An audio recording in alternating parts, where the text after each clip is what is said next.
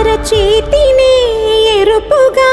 మార్చిన గోరింట కొమ్మ నిన్నలా ఊగక రాల్చెను చెమ్మ వాకిట నేనేసిన 9 వర్ణాల ముగ్గు విగతగా చూసినే విడిపోయామా గుంజనే గుండెనే ఎవరో అన్నంతగా వేదనే బాధనే నాన్నకు గూడునే విడువక ఇన్నే ఉండొచ్చుగా ఎవడు రాసాడు ఈ రాతను మొక్కుతూనే నీ పాదాలు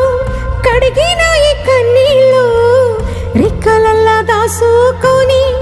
కాచినందుకెన్నాళ్ళు మెట్టి నింట దీపమై మీ పేరు నిలుపుతనే